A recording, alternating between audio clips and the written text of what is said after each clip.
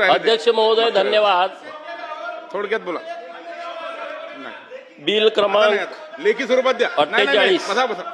महिला शेतकऱ्यांना विविध कल्याणकारी धोरणं कार्यक्रम योजना व पथकर यांचा लाभ मिळण्यासाठी थोडक्यात सूचना राज्याचे मुख्यमंत्री माननीय देवाभाऊ यांच्या नेतृत्वात राज्याचे दोन्ही उपमुख्यमंत्री महोदय आणि कृषी खात्याचे मंत्री माननीय दत्तामामा यांनी खूप चांगलं विधेयक हे सभागृहामध्ये आणलेलं आहे. या विधेयकाला पाठिंबा देण्यासाठी मी उभा आहे. शेतामध्ये माझी खोप तिला बोराटीचा झाप, तिथं राबतो कष्ट तो माझा शेतकरी बाप, लेतो अंगावर चिंध्या खातो मिरची भाकर, काडी उसाची पाचट जग मिळावा साकर, काटा त्याच्याच का पायी त्यानं काय केलं पाप. शेतकरी आमचा रात्रंदिवस शेतामध्ये राबत असतो आणि त्यांच्या आयुष्यामध्ये बदल व्हावा म्हणून आपलं राज्य सरकार प्रयत्न करत आहे. आणि हे जे बिल आणलेलं आहे या बिलामध्ये उद्देशाने कारणामध्ये स्पष्ट लिहिलेलं आहे. काय लिहिलंय स्पष्ट की कृषी धोरणे योजना विस्तार प्रणाली मोठ्या प्रमाणात लिंग भाव निरपेक्ष आहेत, परंतु बहुतेक कृषी योजना व त्याखालील हक्क यांचा लाभ मिळण्यासाठी शेत जमिनीची मालकी असणे ही पूर्वअट असून महिलांपैकी काही टक्के महिलाकडेच शेत जमीन आहे. अनेक महिला अशा आहेत राज्यामधल्या. ह्या कोण महिला आहेत? ज्यांच्याकडे जमीन नाही, ज्या भूमिहीन आहेत. या राज्यामध्ये भूमिहीन कोण आहे? आदिवासी आहेत, मागासवर्गीय आहेत, 12 बलुतेदार आहेत, भटके विमुक्त आहेत, पालामध्ये राहणारी लोक आहेत. शेतामध्ये राबतंय कोण? मजूर म्हणून कोण मिळतंय?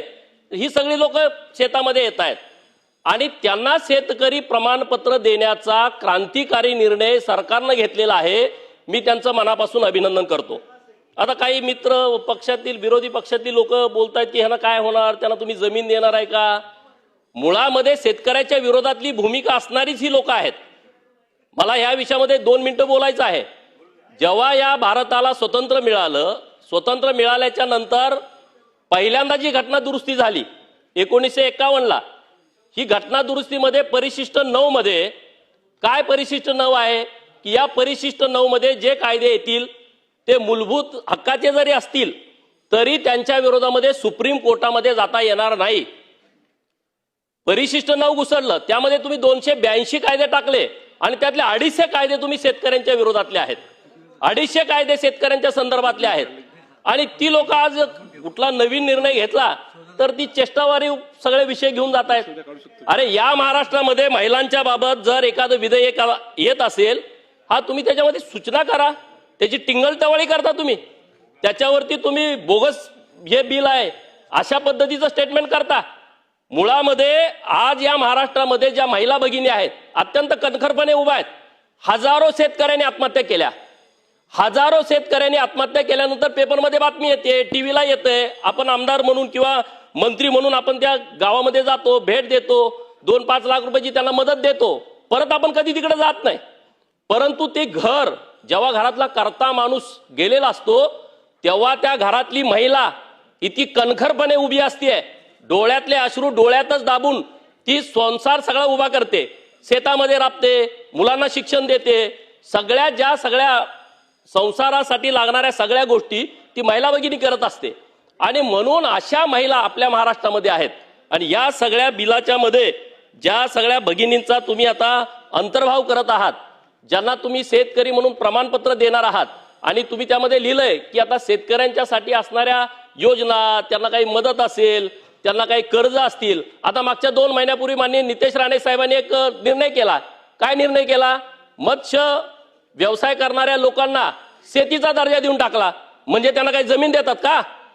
एवढं जर कळत नसेल राजकारण कुठं करावं, कुठल्या बाबीचं राजकारण करावं की अरे एखादा प्रसंग आला, एखादी अवकाळी आली, दुष्काळाची परिस्थिती आली तर ह्या ज्या शेतकरी प्रमाणपत्र दिलेल्या भगिनींना राज्य सरकारच्या माध्यमातून चांगली मदत करता येईल. या कधीच महिलांना कुठलीही सरकारची योजना मिळालेली नाही. आता आणि म्हणून आज राज्य सरकारनं जी भूमिका घेतलेली आहे, मी माननीय दत्तामामा भरणे यांचं मनस्वी अभिनंदन करतो की सातत्यानं ते आता या शेतकऱ्यांच्या संदर्भामध्ये चांगल्या योजना आणतायत, वेगवेगळ्या योजना आणतायत आणि शेतकऱ्यांच्या जीवनामध्ये आमूलाग्र बदल व्हावा. अरे कायदे मंडळच त्यासाठी आहे ना. कायदे मंडळ कशासाठी आहे? काहीतरी नवीन केलं पाहिजे आणि त्या भावनेतून सरकारने हे विधेयक आणलेलं आहे. मी सरकारचं मनपूर्वक अभिनंदन करतो आणि या बिलाला पाठिंबा देतो.